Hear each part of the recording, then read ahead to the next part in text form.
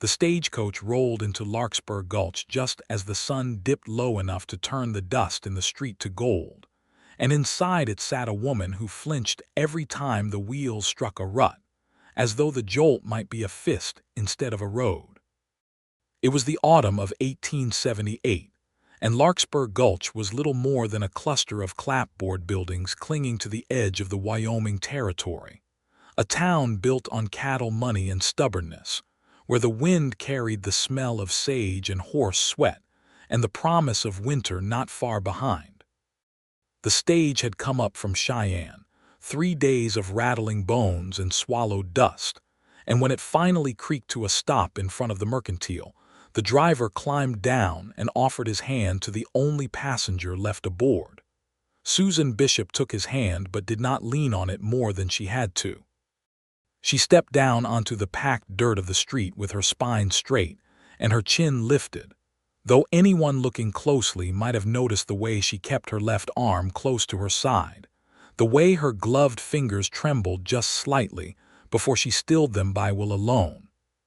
She was perhaps 26 years old, with hair the color of a raven's wing pulled back beneath a plain brown traveling bonnet, and eyes the gray-blue of a storm still deciding whether it would break.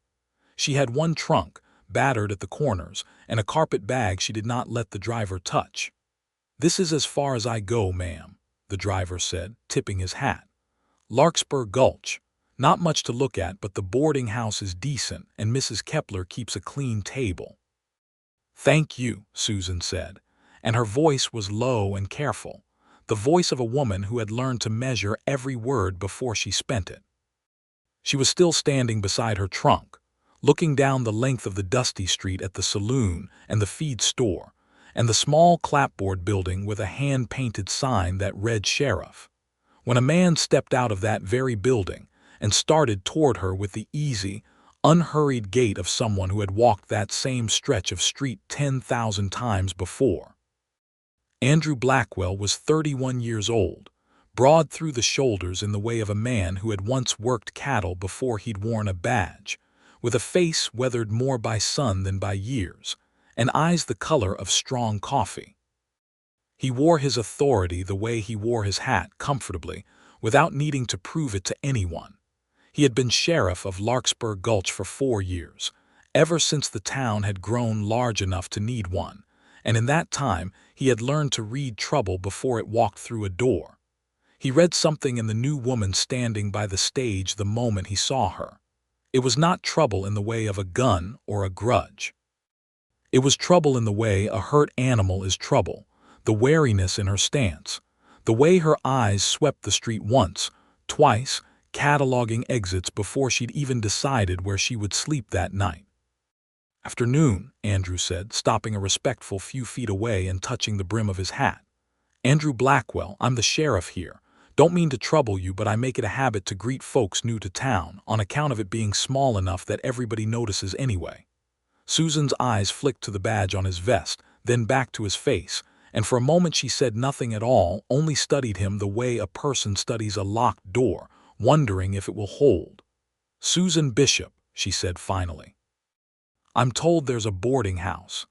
Mrs. Kepler's just down the street there, the yellow one with the porch. She'll treat you fair." Andrew hesitated, then added, because it was in his nature to offer what help he could, "If you need a hand with that trunk, I'm glad to carry it for you. I can manage." The words came out sharper than perhaps she'd intended, and Susan seemed to hear the edge in them herself, because she softened her tone only slightly when she said, "Thank you for the direction, Sheriff. I'll find my own way from here." Andrew nodded slowly, and though he wanted to argue, wanted to insist the way any decent man might insist on helping a woman with a heavy trunk, something in her face stopped him. It was not simple pride he saw there. It was armor, thin and hard one, the kind a person builds when asking for help has cost them more than the help was worth. "As you say, ma'am." He tipped his hat again and stepped back, though his eyes lingered a moment longer than they should have on the faint yellow-green shadow of a bruise just visible beneath the edge of her sleeve where the glove did not quite meet the cuff. Susan saw him see it. She pulled her sleeve down with a small, practiced motion, and something like challenge flickered across her face, daring him to say something. He did not. "Good day, Miss Bishop," he said instead, and walked on toward the feed store as though he had noticed nothing at all. It was, Susan would later think, the first kindness anyone had shown her in a very long time, though it took the shape of silence rather than sympathy. She hauled her own trunk the 2 blocks to Mrs. Kepler's boarding house, resting twice, her arms shaking with effort and something else besides, and by the time she reached the porch, her breath came ragged and her hands were raw at the knuckles. Mrs. Kepler, a stout woman with iron-gray hair and the brisk manner of someone who had raised 6 children and buried 2 husbands, took one look at Susan Bishop, standing on her porch step with her jaw clenched against pain, and said only, "You'll be wanting the room at the end of the hall." Quietest one. Supper's at 6 and I don't ask questions I haven't been given leave to ask. It was, Susan thought, exactly what she needed to hear. The days that followed settled into a kind of careful rhythm. Susan took a small room above what had once been a milliner's shop, now standing empty, and with the last of the money sewn into the lining of her carpet bag, she rented it from the bank and opened it as a dressmaker's shop, for she had a gift with a needle that had been the one soft thing allowed to survive the hard years of her marriage. She hung a sign, seamstress and fine mending, and within a week the women of Larkspur Gulch, starved for anything resembling fashion out here at the edge of civilization, began to trickle through her door. She was good at her work, quick and precise, and she listened to the wives and daughters and widows of the town with a patience that made them talk more than they meant to, though she herself said little of her own life beyond the barest facts. She was from Missouri, she said, when asked. She had come west for a fresh start. She was not married, not anymore, and when anyone pressed further than that, her needle would still in her hand and her eyes would go somewhere far away, and the asking woman would find herself changing the subject without quite knowing why. Andrew Blackwell watched all of this from the modest distance a sheriff keeps from the town he serves, close enough to notice, far enough not to intrude. He noticed that Susan Bishop never walked past the saloon without crossing to the far side of the street. He noticed she kept a small pistol, a lady's derringer no bigger than a deck of cards, tucked into a pocket she'd sewn into the inside of every dress she owned, for he had glimpsed its outline once when the wind caught her skirt. He noticed that she flinched at raised voices, even when the voices were raised in laughter, and that she slept, according to Mrs. Kepler, with a chair wedged beneath her doorknob. He noticed, too, that she was kind in her own guarded way, mending a torn coat for a boy whose family could not pay full price, and simply saying nothing about the missing coin, sitting up 2 nights running with Mrs. Kepler's sick granddaughter because the girl would not settle for anyone else, and that when children ran past her shop window, she would sometimes stand in the doorway and watch them with an expression of such quiet longing that it made something ache in Andrew's chest, though he could not have said why. He was a widower himself, though he spoke of it as rarely as Susan spoke of her past. His wife, Clara, had died of a fever 3 winters back, in the 2nd year of their marriage, before they had managed to have children, and the house he kept at the edge of town still had her mother's china in the cupboard and her sewing basket, untouched, on the shelf by the window.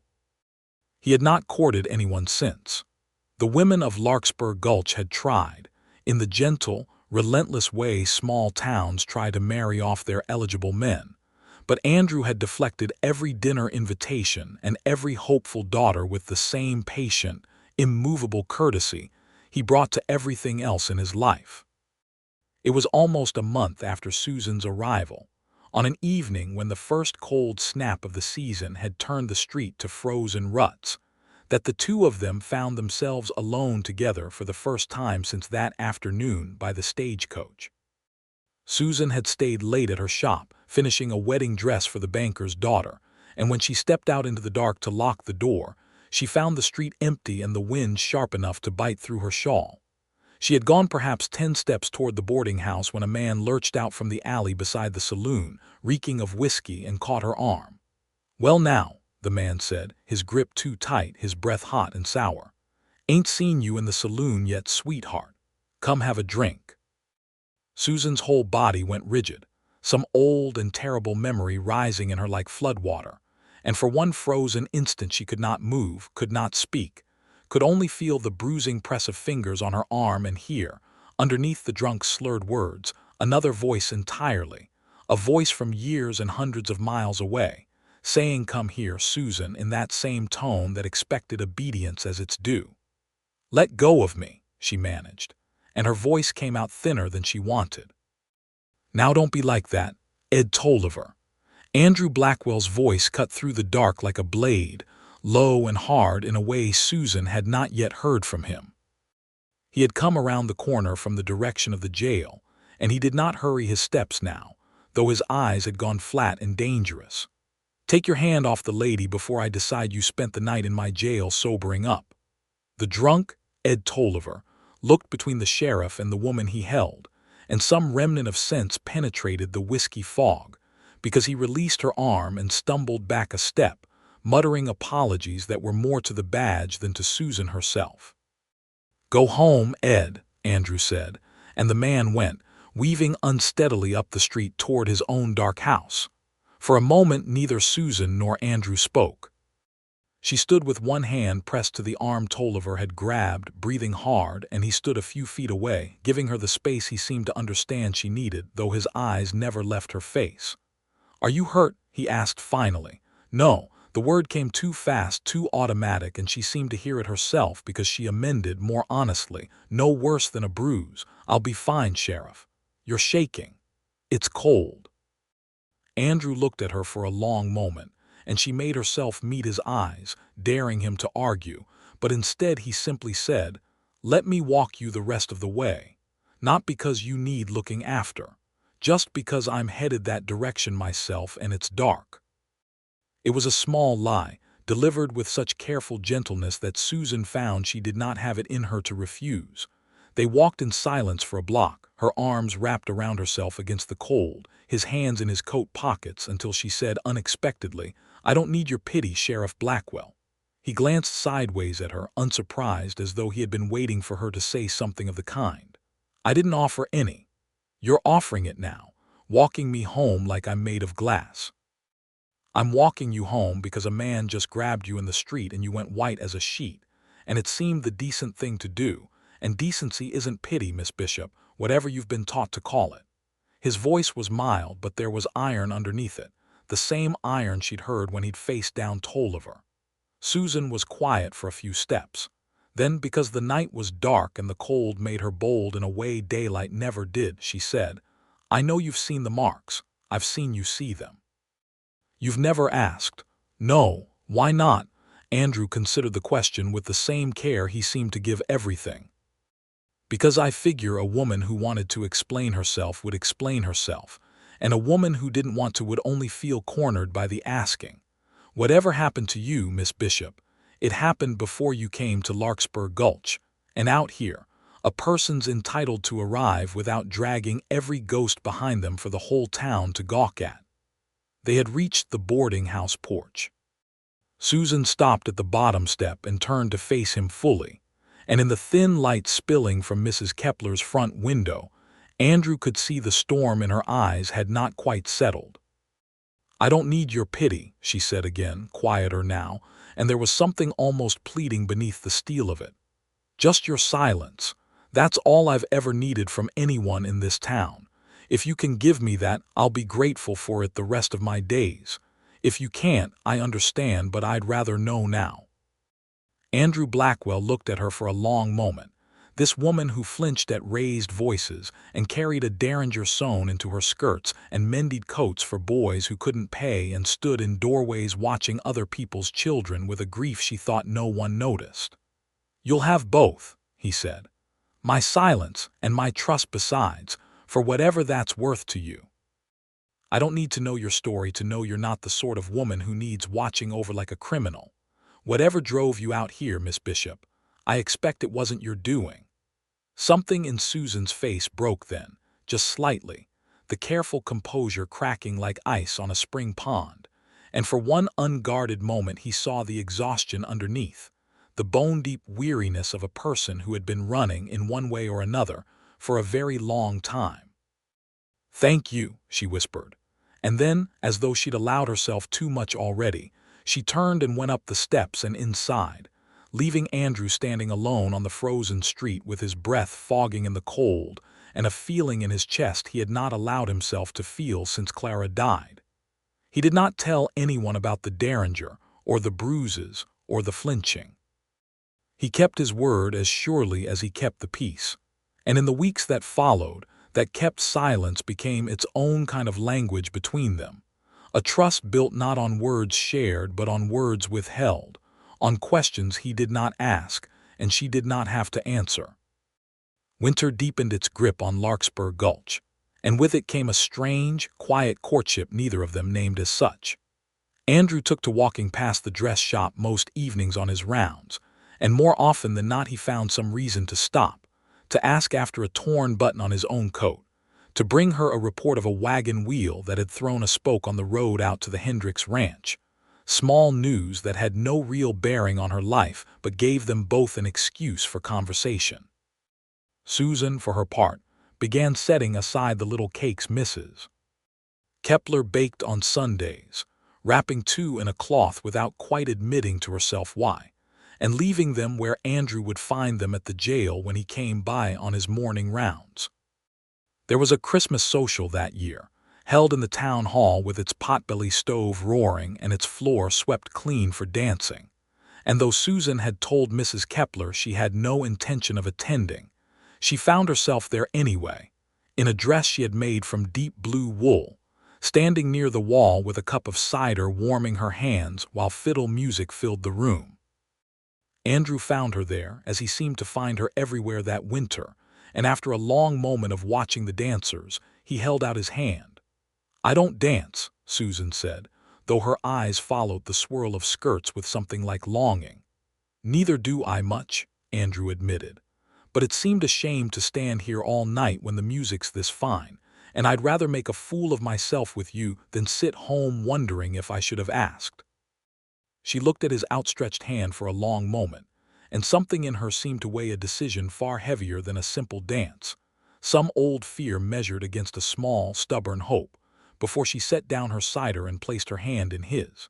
He was not, in fact, a graceful dancer, and neither was she, and they laughed more than once at their own mistakes, and it was the first time Andrew had heard her laugh, really laugh, a bright, unguarded sound that seemed to surprise her as much as it did him. When the song ended, they stood a moment too long with her hand still in his, and the noise of the hall seemed to fade around them, until Mrs. Kepler's granddaughter came barreling between them chasing a hoop and broke the spell. "Thank you," Susan said, breathless, "for the dance." "Thank you for the risk," Andrew answered, and though neither said more, they both understood he did not mean the dance alone. It was in February, with the snow still deep on the ground and the wind howling down from the mountains most nights, that the letter arrived which would nearly undo everything they had built. It came by the same stage that had brought Susan to Larkspur Gulch, addressed not to her, but to the sheriff's office, a formal notice from a marshal's office in Kansas City inquiring after any woman matching a certain description who might have passed through the territory. Dark-haired, gray-eyed, traveling alone, possibly using an assumed name, wanted for questioning in connection with the disappearance of one Weston Cross, a prominent cattle broker, and the subsequent flight of his wife, Susan Cross, from their home in the aftermath of what neighbors described only as a violent domestic dispute. Andrew read the letter twice at his desk, alone, with the stove crackling and the wind rattling the window panes, and felt something cold settle in his stomach that had nothing to do with the weather. He did not need the description to know who it spoke of. He had known, on some level from that very first afternoon by the stagecoach, that Susan Bishop was running from something with a name and a face, not merely from bad luck or hard circumstance. He had simply never let himself imagine the particulars, because the particulars were hers to give or withhold, and he had promised her silence. He sat with the letter a long while before he folded it and locked it in his desk drawer, and he told no one of its arrival, not his deputy, not the mayor, not a soul in Larkspur Gulch. But he could not, in good conscience, say nothing to Susan herself, for if a marshal's inquiry had reached him, others might follow, and she deserved to know the ground beneath her had shifted. He found her at her shop that evening, closing up for the night, and something in his face must have told her the news was serious, for she set down the bolt of cloth in her hands and said, with the particular calm of a person bracing for a blow, "What is it?" A letter came from a marshal's office in Kansas City. Andrew watched her face carefully as he spoke, ready to catch her if the words struck too hard. "Asking after a woman matching your description. Susan Cross, they call her. Wife of a man named Weston Cross, gone missing and a wife gone with him." The color drained from Susan's face so completely that Andrew crossed the room in 2 strides and caught her elbow, guiding her into the chair beside her sewing table before her knees could give out entirely. "They know I'm here," she whispered. "They don't know anything yet. The letter's an inquiry, not an accusation, and it came to me, not the marshal's office in Cheyenne, and I've told no one." Andrew knelt beside the chair so their eyes were level, and he kept his voice low, and even the voice he used to calm spooked horses and frightened children. "Susan, I need you to tell me what happened, not because I doubt you, because I can't protect you properly from a threat I don't understand the shape of." For a long moment Susan said nothing, staring at her own hands in her lap, and then slowly, as though each word had to be pried loose from some deep and painful place, she began to speak. "Weston Cross was my husband," she said. "I married him when I was 19. He was handsome and wealthy, and my father owed him money he could not repay, and it seemed at the time like a kindness that Weston offered to forget the debt if I would only marry him instead." Her voice was flat, reciting facts long since worn smooth by repetition in her own mind. "He was not unkind, not at first, but he wanted a wife who obeyed, and I was not always obedient, and he found ways to teach me that cost me more than I can easily say." Andrew's jaw tightened, but he said nothing, only reached out and took one of her cold hands in both of his, an anchor rather than an interruption. "It got worse over the years. There were nights I thought he would kill me, and I believe now that eventually he would have. 6 months ago, he came home in a rage over some business failure that had nothing to do with me, and he beat me so badly I could not stand the next morning, and when he left for his office I understood that if I stayed in that house one more night, I would not survive the winter." Susan's eyes were dry, but her voice had begun to shake. "I took what money I could find, and my mother's old pistol, and I ran. I do not know what happened to him after I left. I heard before I fled the state entirely that he had disappeared, that some men said he'd gone looking for me and never come back, that others said he'd run off owing money to half the cattlemen in the county. I did not kill him, Andrew. I want you to know that. I thought of it, God forgive me, more than once, but I did not." "I believe you," Andrew said, and he meant it with a certainty that surprised him with its own depth. "But if he's alive, and if he's the sort of man who beat his wife half to death over a bad business deal, then he is not the sort of man who lets a runaway wife simply disappear from his life. He'll come looking, Susan, or he'll send someone to look for him. I know." Her hand tightened around his. "That's why I asked for your silence in the first place. Not because I did anything wrong. Because the law in Kansas City is his law, bought and paid for the way rich men buy things. And even if I've committed no crime, a man like Weston Cross can make trouble for a woman with no money and no name behind her, trouble that doesn't need to be true to ruin a life. Then we'll make sure the trouble doesn't find purchase here." Andrew's voice hardened with resolve. "Larkspur Gulch is my town, Susan. Whatever comes looking for you here will have to go through me first, and I promise you I do not go through easily." Susan looked at him for a long moment, and something in her face shifted, the last of her guarded distance softening into something rower and more honest. "Why?" she asked. "Why would you put yourself between me and whatever's coming? You barely know me." "I know enough," Andrew said quietly. I know you mend coats for boys who can't pay and say nothing about it. I know you sat up 2 nights with a sick child who wasn't your own because she wouldn't settle for anyone else. I know you carry more courage in you than most men I've deputized. Or you wouldn't have survived what you just told me and still be standing here with your chin up, daring the world to try you again. I don't need to know the whole of your story to know the shape of your character, Susan Bishop, and the shape of it is good.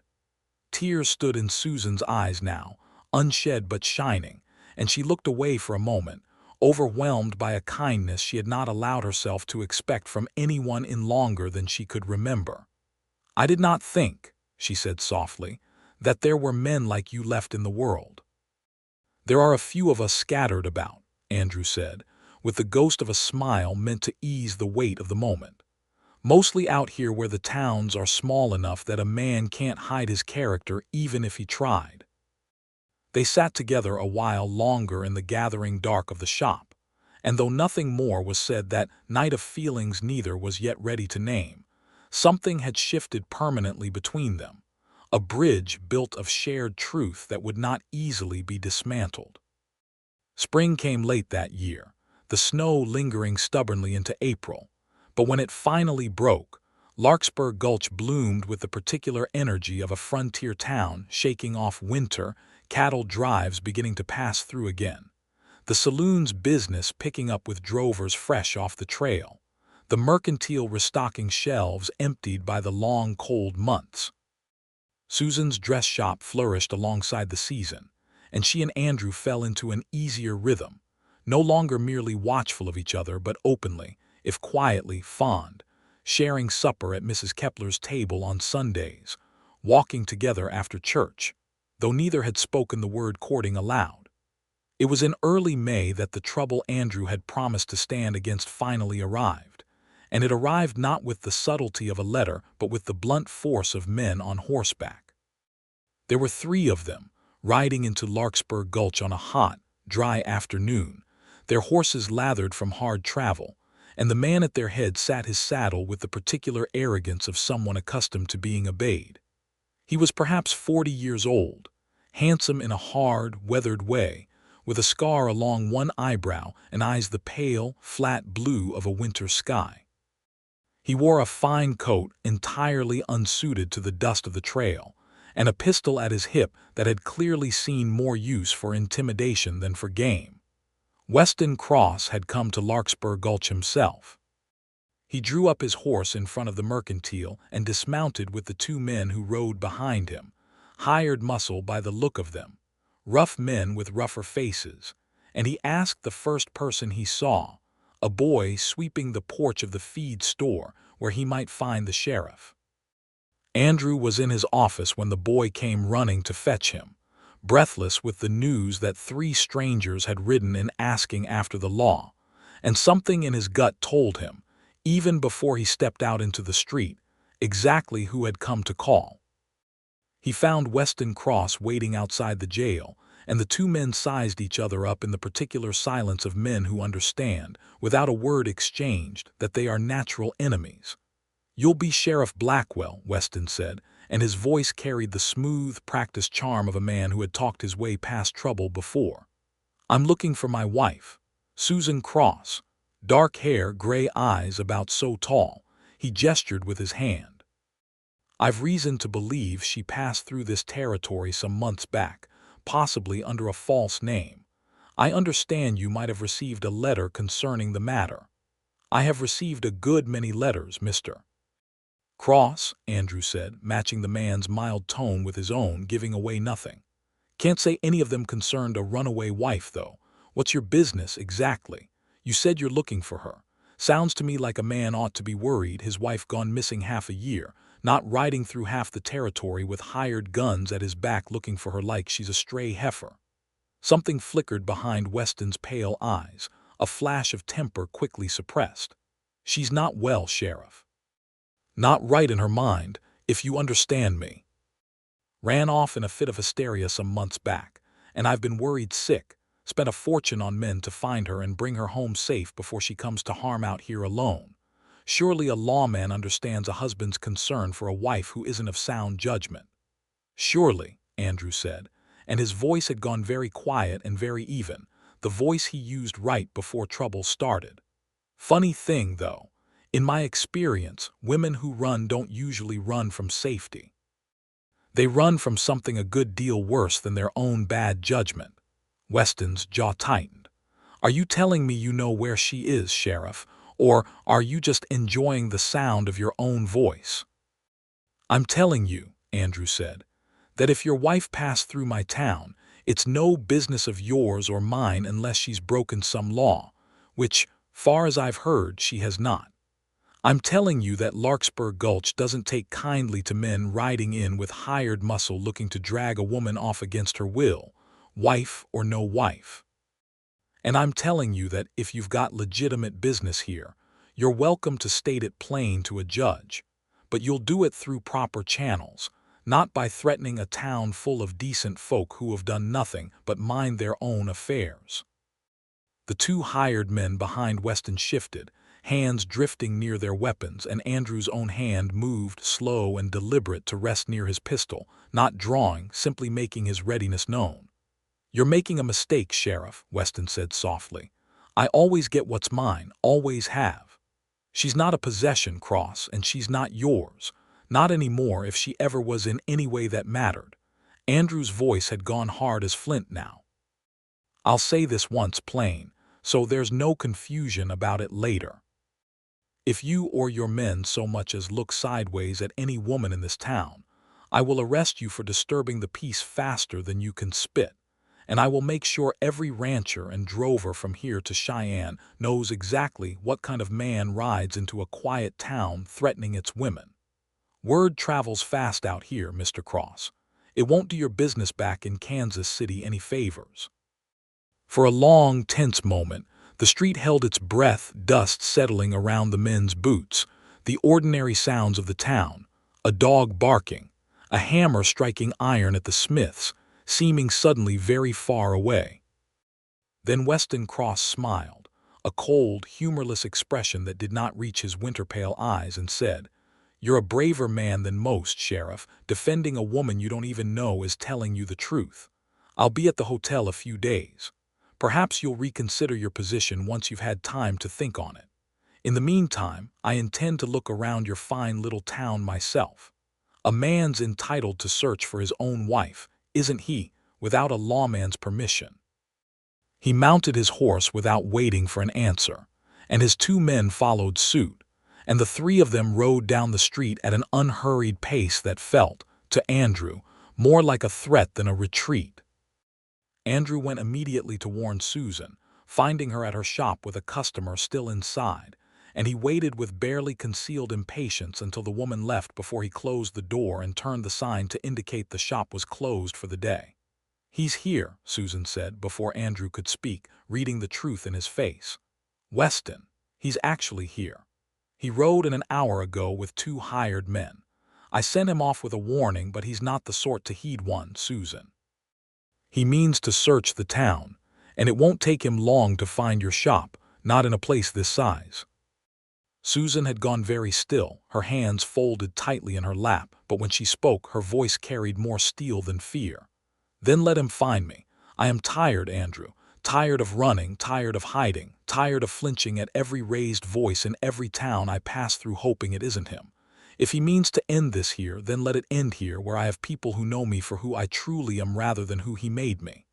"I won't let him hurt you," Andrew said fiercely. "I know." Susan reached out and took his hand, and there was a fierce, quiet gratitude in the gesture that needed no further words. "But I won't hide from him either. Not anymore. If the law is to protect me, Andrew, it must protect the truth, not merely my whereabouts. I want this settled once and for all in front of witnesses, in front of a judge if it comes to that. I am done being a secret." Andrew studied her face, seeing the exhaustion there transformed somehow into resolve, and he felt a fierce pride swell in his chest alongside his fear for her safety. "Then we'll do it together," he said. "But we do it my way, Susan. Careful. I won't have you facing that man alone, not for one moment, not until this is finished." She nodded, and together they began to plan. Word of Weston Cross's arrival spread through Larkspur Gulch with the speed such things always traveled in a small town, and by evening most everyone had heard some version of the story, filtered through gossip and speculation into a dozen different shapes, though the core of it remained the same. The quiet seamstress everyone had come to know and like had a husband, and that husband was not a good man. Mrs. Kepler, upon hearing the tale from Andrew himself, set her jaw and declared that no man would set foot in her boarding house looking to drag off one of her boarders, and she began, that very evening, organizing the other women of the town, the banker's wife and the schoolteacher and the minister's daughter, into a kind of informal watch, so that Susan was rarely without company in the days that followed, never alone on the street, never without a friendly face nearby. It was a strange kind of comfort, Susan thought, to find herself surrounded suddenly by the very community she had spent months holding at careful arm's length, and she found herself moved nearly to tears more than once by the fierce, unhesitating loyalty of women who had known her only as a skilled seamstress with a guarded manner, and who now rallied around her as though she were kin. "You've been good to this town," Mrs. Kepler told her simply, when Susan tried to protest that she did not deserve such trouble on her behalf. "Good people don't need explaining, Susan Bishop. They just need defending when the time comes for it." Weston Cross, for his part, spent 2 days making a show of searching the town, asking pointed questions at the mercantile, the saloon, the hotel, describing his wife in terms calculated to sound sympathetic. A woman not in her right mind, prone to fits, dangerous to herself if left unsupervised, but he found the townsfolk of Larkspur Gulch strangely, uniformly unhelpful, offering only blank looks and shrugs in response to his inquiries. For word had spread quickly enough that no one intended to give this stranger the satisfaction of easy answers. By the 3rd day, Weston's patience had visibly frayed, and it was on the evening of that 3rd day, as the sun set red and heavy over the western ridge, that he finally abandoned subtlety altogether. Susan had just finished locking her shop for the night, with Andrew waiting nearby as he had every evening since Weston's arrival, when the man himself stepped out from the shadow of the alley beside the saloon, his 2 hired men flanking him, and the careful, charming mask he had worn for the townsfolk fell away entirely, revealing the cold fury beneath. "There you are," Weston said, and his voice carried none of its earlier smoothness now, only a low, dangerous menace. "Half the territory searching for you, Susan, and you've been playing seamstress in some backwater cow town the entire time. Do you have any idea what you've cost me? The whispers, the questions, my own business partners wondering if I drove my wife to madness or worse." "I didn't cost you anything you didn't earn yourself," Susan said, and though her voice shook slightly, she did not retreat, standing her ground on the boardwalk with Andrew a step beside her, close enough to act but far enough to let her speak for herself. "You beat me nearly to death, Weston, and I left, and that is the whole of the story. If your business partners are asking questions, perhaps you ought to have thought of that before you raised your hand to me one time too many." Weston's face darkened, and he took a step forward, only to find Andrew moving smoothly to close the distance between them, his hand resting with deliberate casualness on the grip of his pistol. "That's close enough, Cross," Andrew said. "You've had your say. Now you'll hear mine." Mrs. Cross, or Miss Bishop, whichever name she chooses to answer to, is under the protection of this town and this badge. You have no legal claim to drag her anywhere against her will, not in this territory, not while I'm standing here breathing. "She's my wife," Weston snarled. "The law recognizes a husband's authority. The law recognizes a husband's authority to provide for and protect his wife, not to beat her within an inch of her life, and then chase her across 3 territories like a runaway slave," Andrew shot back, his own temper finally showing through the careful calm he'd maintained for days. "You want to test what this territory's law thinks of a man who does that? You're welcome to bring your case before Judge Harmon, who rides through here on the circuit twice a month, and who I happen to know has little patience for wife-beaters hiding behind fine coats and hired guns. But you will not touch her, Cross. Not tonight, not ever, not while there's breath in my body to stop you."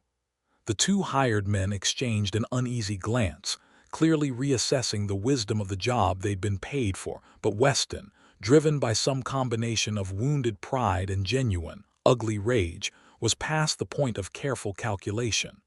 "You think a tin star and a few weeks of playing hero makes you her protector," Weston spat. "She's mine, Blackwell.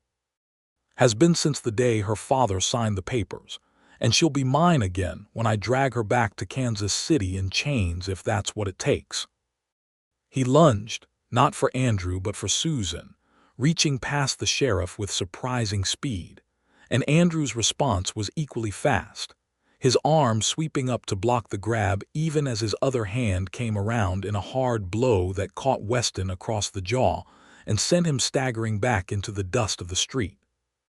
The two hired men moved then, one reaching for his pistol, but the sound of a rifle being cocked from the boardwalk above stopped him cold, and every head turned to see Deputy Tom Larkin standing on the roof of the general store with his rifle leveled steady and sure, having positioned himself there at Andrew's instruction hours before, anticipating exactly this kind of confrontation. "I'd think real careful before I finish that motion," Tom called down, his voice calm despite the tension humming through the street. "Sheriff's already got the first punch in fair and square. Wouldn't want to make this a killing matter when it doesn't have to be." The hired man froze, hand hovering near his holster, and slowly, deliberately, raised both hands away from his weapon. Weston Cross climbed slowly to his feet, blood trickling from a split lip, his fine coat now smeared with dust, and for a moment the cold fury in his eyes seemed almost enough to overcome his good sense. But the sight of the rifle above and the set, immovable expressions of the sheriff and the growing crowd of townsfolk who had gathered at the sound of raised voices seemed finally to penetrate his rage. "This isn't finished," he said, wiping blood from his mouth with the back of his hand. "It is finished," Andrew said, his voice carrying clearly across the now silent street. "You're going to get on your horse, and you and your men are going to ride out of Larkspur Gulch tonight. And if you ever set foot in this territory again, Cross, I will personally see to it that Judge Harmon hears every detail of what you did to your wife, with witnesses from 3 different towns testifying to the bruises they've seen with their own eyes. And I will make certain every rancher and cattleman from here to the Kansas border knows exactly what kind of man you are, which I expect will do considerably more damage to your business than any court could manage. Do we understand each other?" For a long moment, Weston Cross stood in the dusty street, surrounded by a town that had, without hesitation, chosen to stand against him, and something in his face crumbled, the arrogant certainty giving way at last to the recognition of defeat. "You'll regret this, Susan," he said, though the threat had lost most of its force. "You'll come crawling back when this backwater bores you to tears, when you realize no decent man wants a woman with your history." "I already have a decent man," Susan said quietly, and though she had not planned the words, they came out with a certainty that surprised even herself, and beside her, Andrew's hand found hers and held it firm. "One who never once asked me to be anything other than exactly what I am. I don't need you, Weston. I never truly did. I only needed to survive you, and I have." Weston looked at her a long moment, then at Andrew, then at the gathered crowd of townsfolk who watched him with open hostility, and finally, with the bitter recognition of a man who understood he had lost something he could not reclaim through force, he turned and mounted his horse. "Come on," he snapped at his 2 hired men, who scrambled to follow, clearly relieved to be leaving without further violence, and the 3 of them rode out of Larkspur Gulch in the deepening dusk, and Susan Bishop watched them go with an expression that mingled fear's last lingering echo with a profound and growing sense of freedom. The crowd that had gathered began to disperse slowly, murmuring amongst themselves, but several women came forward to embrace Susan and Mrs. Kepler declared loudly that she'd never seen a more satisfying sight than that scoundrel eating dust in her own street. And gradually, the tension of the confrontation dissolved into something like celebration, neighbors offering congratulations as though a battle had been won, which, in its own quiet way, it had. Andrew stood beside Susan through it all, his hand never leaving hers, and when the street had finally emptied and the two of them stood alone in the gathering dark, he turned to face her fully. "Are you all right?" he asked. "I am," Susan said, and there was wonder in her voice as though she were only now beginning to believe it herself. "I truly am, Andrew. For the first time in longer than I can remember, I think I actually am all right." "He might come back," Andrew said, because he would not lie to her, even in this moment, even to preserve the fragile peace of it. "Men like that don't always learn their lesson the first time." "Then we'll face that too if it comes." Susan's voice held no fear now, only a settled, hard-won resolve. "But I don't think he will, Andrew. I saw his face when he rode away. That wasn't a man planning his return. That was a man who finally understood the world wasn't going to bend to him here, the way it always had before. Kansas City is full of judges and bankers he can buy or intimidate.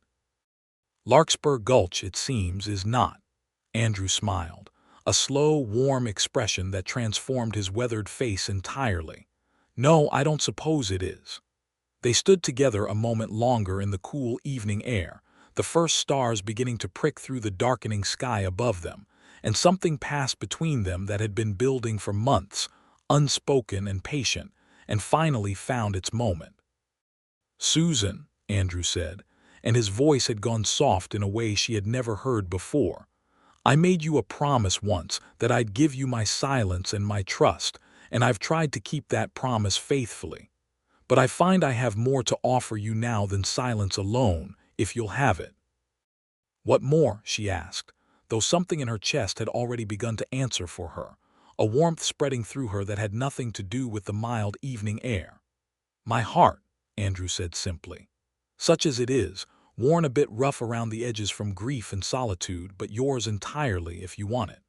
I've watched you fight your way back to yourself these past months, Susan, watched you turn fear into courage and silence into strength, and I find I don't want to watch from a careful distance anymore. I want to stand beside you, properly, as more than your sheriff." Susan's eyes filled with tears, though she smiled through them, and she reached up to touch his weathered face with fingers that no longer trembled from fear, but from something far gentler. "I have loved you," she admitted, "for longer than I dared let myself believe, Andrew Blackwell. Since that first night you walked me home and asked nothing of me but my safety. I was so afraid to want anything again, afraid that wanting meant giving someone power to hurt me the way Weston did. But you never once tried to take anything from me. You only ever gave." "Then let me keep giving," Andrew said, "for the rest of my days if you'll let me."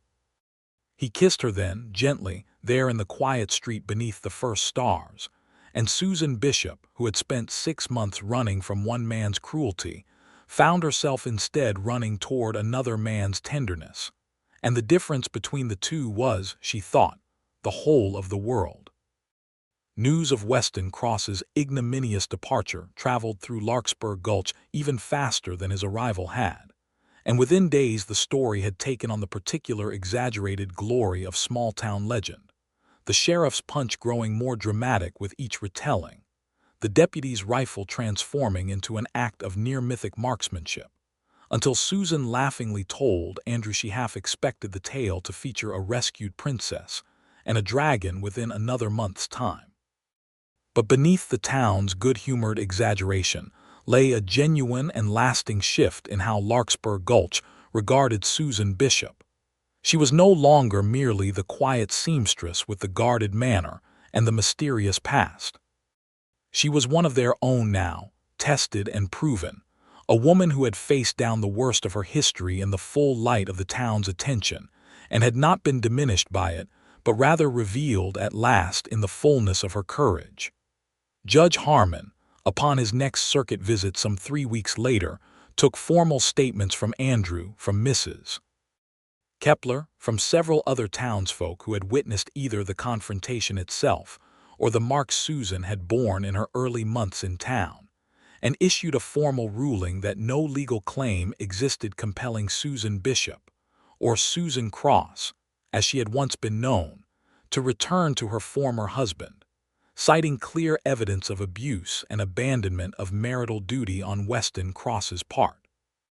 It was not, the judge noted dryly, a difficult ruling to reach, though he suspected Mr. Cross would find considerably more difficulty explaining the matter to his business associates back in Kansas City, particularly once word of his conduct became more widely known, as Andrew had promised it would. With the legal shadow finally lifted from her life, Susan found herself, for the first time since she was 19 years old, entirely free, and the sensation was so unfamiliar that it took her some weeks to fully trust it, to stop waking in the night with her heart pounding, certain some fresh disaster waited just beyond her door. Andrew was patient with her through this adjustment, as he had been patient with everything else, never pushing faster than she was ready to go, content to court her slowly and properly through the remainder of that spring and into summer, walking her home each evening, bringing small gifts, a length of ribbon from the mercantile, wildflowers gathered on his rounds outside of town, sitting with her on Mrs. Kepler's porch on warm evenings while the whole town watched their romance blossom with the kind of open, delighted interest small towns reserve for their favorite unfolding stories. By midsummer, Andrew had begun, tentatively, to speak of the future in ways he had not allowed himself to consider since Clara's death, and one warm evening in July, as they sat together on a blanket spread beneath a cottonwood tree along the creek that gave the town its name, he finally worked up the courage to ask the question he had been carrying in his heart for weeks. "Susan," he said, taking her hand in both of his, "I know you've had cause enough to fear what marriage can mean for a woman, and I would never ask you to bind yourself to anything that felt to you like another cage. But I love you, more completely than I believed myself capable of loving again, and I would be the proudest man in the Wyoming territory if you would consent to be my wife." Susan looked at him for a long moment, the golden evening light catching the tears that gathered in her eyes, and she thought of all the roads that had led her here, the cruelty she had survived, the fear that had chased her across half a continent, and the quiet, steady kindness of the man before her who had offered her, from the very first day, nothing but silence and trust and eventually his whole unguarded heart. "Yes," she said, and the word came out clear and sure without a trace of the old fear. "Yes, Andrew Blackwell, I will marry you, and I will do it gladly, because you have taught me that love does not have to mean losing myself. With you, I have only ever found more of who I truly am." They were married that September, in the small church at the center of Larkspur Gulch, with the whole town in attendance, Mrs. Kepler weeping openly through the entire ceremony despite her usual brisk composure, and Deputy Tom Larkin standing as Andrew's best man with a grin so wide it seemed permanently fixed to his face. Susan wore a dress of her own making, pale blue silk that she had sewn in secret evenings over the preceding month, and when Andrew saw her walking toward him down the short aisle of the church, he felt, for the first time since Clara's death, that his heart had finally, fully healed. The years that followed brought Larkspur Gulch its share of ordinary frontier hardships, hard winters and dry summers, cattle drives and the occasional trouble that any sheriff must contend with. But through it all, Andrew and Susan Blackwell built a life together marked by a steady, deep contentment that the whole town seemed to take a certain communal pride in, as though their happiness belonged, in some small way, to everyone who had stood beside them through the darker days of that first year. Susan's dress shop grew and prospered, and she took on an apprentice within a few years, a young woman named Ellen who had arrived in town under circumstances not entirely unlike Susan's own, and Susan found a particular joy in offering Ellen the same silence and trust that had once been offered to her, understanding now, in a way she could not have before, the profound gift such simple things could be to a wounded heart. In the spring of 1880, Susan gave birth to their first child, a son they named Thomas, after Deputy Larkin, whose loyalty and courage had stood beside them through the confrontation with Weston Cross, and the boy grew up strong and quick-witted, with his mother's careful gray eyes and his father's steady, patient temperament. 2 years later came a daughter, whom they named Clara in honor of Andrew's first wife, a gesture that moved the whole town to quiet tears when they understood its meaning, for it spoke to a generosity of spirit in Susan that surprised no one who truly knew her, though it moved them nonetheless. Weston Cross, true to Susan's prediction, never returned to Larkspur Gulch, nor troubled her again in any way. Word reached the town, some 2 years after his departure, that his business in Kansas City had collapsed amid scandal and mounting debts, the story of his cruelty having spread, as Andrew had promised it would, through the cattle trade's tightly woven network of gossip and reputation, until few reputable men would deal with him at all. What became of him after that, no one in Larkspur Gulch particularly cared to learn, for he had become, in time, little more than a distant, fading shadow, a chapter closed and sealed in a life that had grown so much larger and brighter than anything he had once tried to confine. Andrew continued to serve as sheriff of Larkspur Gulch for many years, respected and trusted by the whole community, and Susan continued to build her reputation as the finest seamstress in the territory, her dresses eventually sought after by women from as far away as Cheyenne and Laramie. But it was in the quiet moments of their life together, evenings on the porch with their children playing in the yard, Sunday dinners with Mrs. Kepler, who insisted on remaining an honorary grandmother to their growing family until her death some 15 years later at the ripe age of 81, that the true measure of their happiness could best be seen. On the evening of their 10th wedding anniversary, Andrew and Susan walked together to the same cottonwood tree along the creek where he had first proposed, their children grown enough now to be left safely in Ellen's care for an evening, and they sat together on the bank watching the water run golden in the setting sun, much as they had a decade before. "Do you ever think of those early days?" Susan asked him, her head resting against his shoulder, the comfortable weight of years together settled easily between them. "When I first came to town, so afraid of my own shadow, often," Andrew admitted. "I think of the woman who stood by that stagecoach, daring the whole world to try and pity her, and I think of how far she's come since, and it fills me with more pride than I know how to properly say." "You gave me what I asked for," Susan said softly. "Silence when I needed it most, and somewhere along the way you gave me so much more than I ever thought to ask for." "You gave me the same," Andrew said, turning to look at her, his weathered face soft with a decade of accumulated love. "I was a hollowed-out man when you arrived in this town, Susan, going through the motions of living without truly feeling much of anything since Clara passed. You gave me back my heart, whether you meant to or not, simply by trusting me with yours." Susan smiled, the last golden light of evening catching the silver that had begun just barely to touch her dark hair, and she leaned up to kiss him, slow and sweet and entirely without fear, a kiss built on a decade of trust that had never once been broken. "Then I suppose," she said, "we saved each other." "I suppose we did," Andrew agreed, and together they watched the sun sink below the western ridge, the same ridge that had watched over Larkspur Gulch since long before either of them arrived, and would watch over it long after, holding within its quiet, enduring hills the whole of their story. A woman who had asked only for silence and found, instead, a love that filled every quiet space between them with something far better than words. Their children grew, in time, into the kind of steady, good-hearted adults that Larkspur Gulch took quiet pride in producing, Thomas eventually taking up ranching on land just outside of town, and Clara, ever her mother's daughter, opening her own dress shop in Cheyenne with skills learned at Susan's knee.